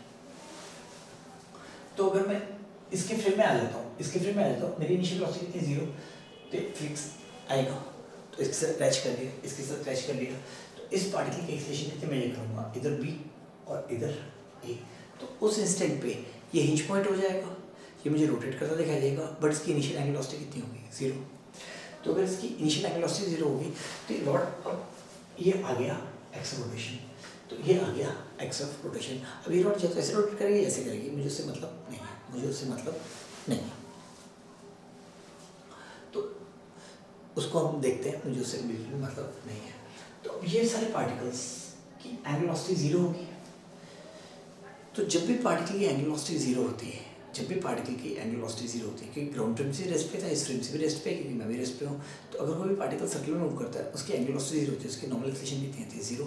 तो यहाँ पे हर पार्टिकल की नॉर्मल एक्सेलरेशन जीरो मैं करूँगा, तो क्योंकि ये पार्टिकल सर्कुलर मूव करता रहेगा, इसकी नॉर्मल एक्सेलरेशन किस तरफ आएगी, इस तरफ, इसकी नॉर्मल एक्सेलरेशन किस तरफ आएगी, इस तरफ आएगी।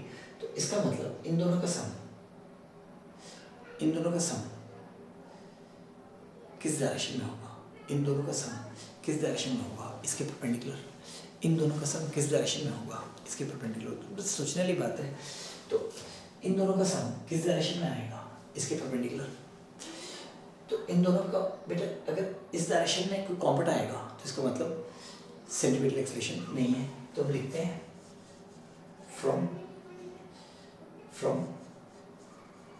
फ्रेम ऑफ ए। बेटा ये पार्टिकल बी है, ये पार्टिकल बी है, radial acceleration of b is zero. तो इसका मतलब इस एक्सेलरेशन में एक कॉम्पोनेंट है इधर, एक लेते इधर, इन दोनों का सम जीरो होना चाहिए, इन दोनों का सम जीरो आना चाहिए।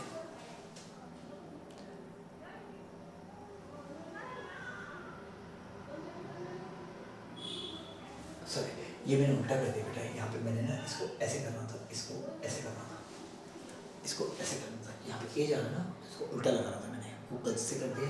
तो इन दोनों का सम इस डायरेक्शन में, तो इसका कॉम्पोनेंट कितना आएगा, बी, इसका ए का कॉम्पोनेंट आएगा, तो इस डायरेक्शन में कैंसिल करेंगे, तो इसका मतलब A vector plus B vector should be, this implies A vector plus B vector should be perpendicular to A B, should be perpendicular to A B. इसका मतलब इन दोनों का सम इस डायरेक्शन में आना चाहिए, इन दोनों का सम इस डायरेक्शन में आना चाहिए। ये क्या होगी, टेंशियल एक्सेलरेशन। तो ये टेंशियल एक्सेलरेशन इस डायरेक्शन में आएगी, टेंशियल एक्सेलरेशन कितनी हो जाएगी, A square plus B square under root. तो एंगुलर एक्सेलरेशन कितनी आती है, टेंशियल एक्सेलरेशन का लेंथ।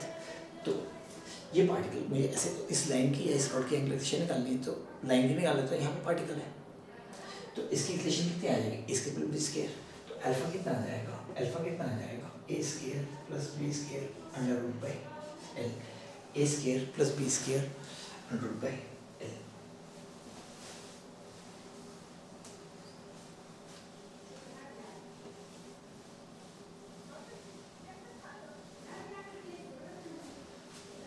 अब यहाँ पे आईसीआर की थोड़ी सी वैसी दूसरी एप्लीकेशंस कर लेते हैं, आईसीआर की थोड़ी सी एप्लीकेशंस कर लेते हैं बेटा। यहाँ पे देखते हैं,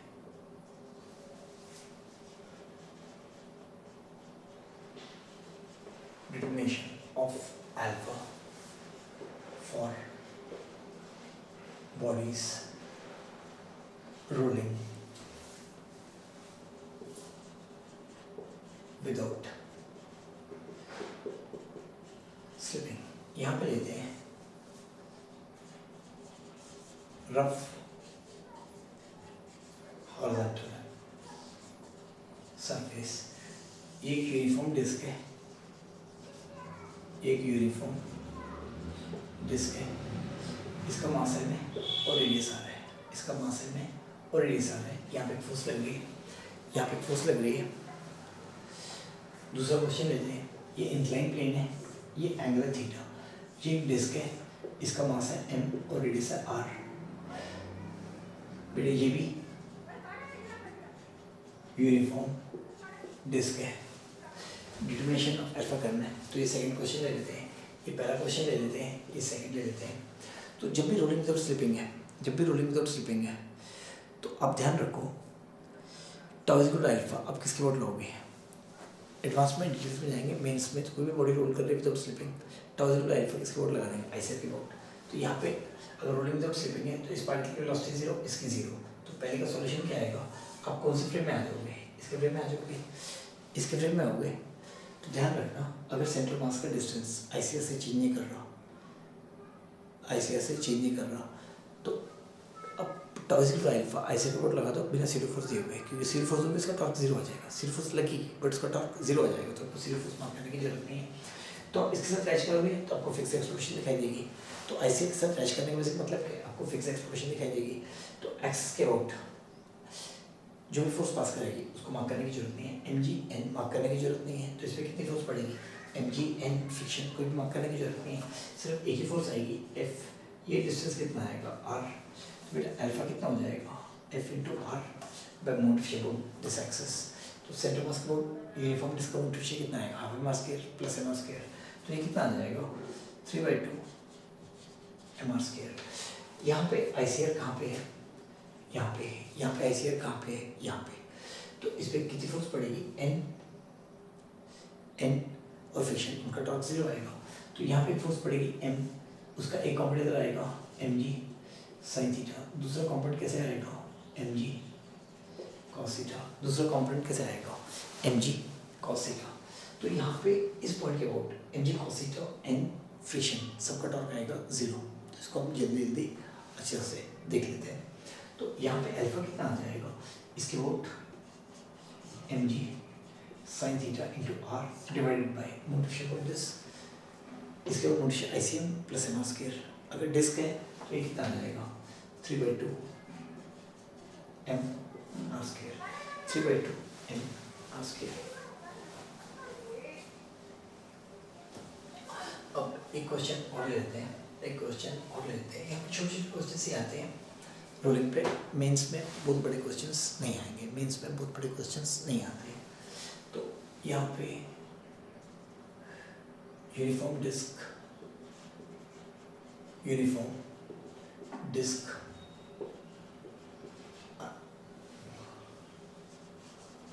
goes down as string unwinds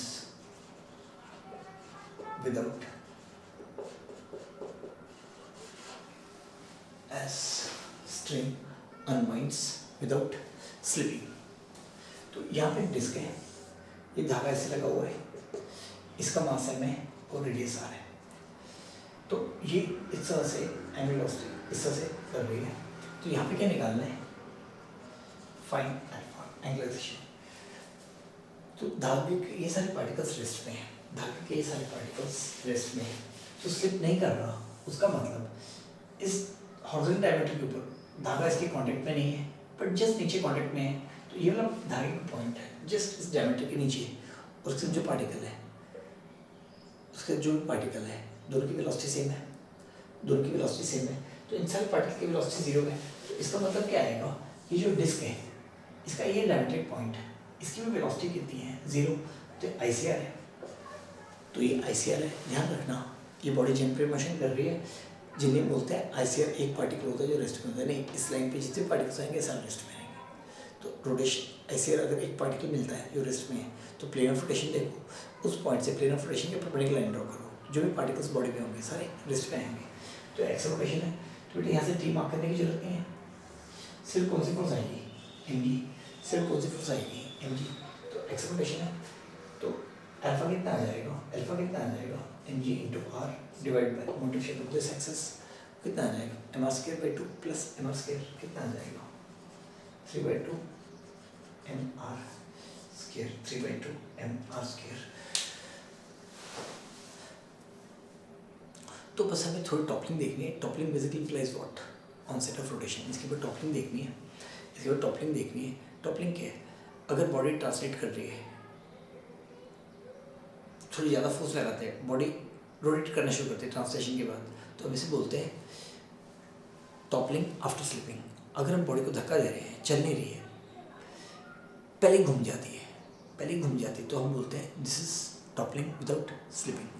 तो toppling without slipping actually fixed axis rotation की तरह होती है। तो वहाँ पे टाउ इज टू अल्फा कहाँ पे किसके बोर्ड लगाना है, टिपिंग पॉइंट के बोर्ड। बट जब स्लिपिंग पहले हो गई है, ध्यान रखना स्लिपिंग पहले हो गई है और टॉपलिंग बाद में हो रही है, तो वहाँ पे टाउ इज टू अल्फा हमेशा किसके बोर्ड लगाओगे, सेंटर ऑफ मास। तो जो हमने बोला था बेटा रोटेशन में टाउ इज टू अल्फा किसके बोर्ड लगाएंगे, रोटेशन में फिक्स एक्स रोटेशन। अगर बॉडी रोल कर रही है, आपको आईसीआर वगैरह पता है तो ठीक है, अगर आईसीआर नहीं पता है, अगर आपको आईसीआर नहीं पता है, और आईसीआर तभी पता होगा जब बॉडी चल रही होगी, ना कि रेस्ट में होगी। तो अगर आपको बॉडी रेस्ट से ही टॉपल करती है बिना चले हुए, तो आपको tau is equal to alpha tipping point के बोर्ड लगाना है। बॉडी अगर पहले चल दी उसके बाद रोटेट की, आपको tau is equal to alpha जानबूझ के हमेशा सेंटर मास के बोर्ड ही लगाना है, टिपिंग पॉइंट होगा ही नहीं वहाँ पे। बेसिकली टिपिंग पॉइंट का मतलब ही नहीं है। तो बेटा यहाँ पे इसको हम ख़त्म करते हैं इस लेक्चर को।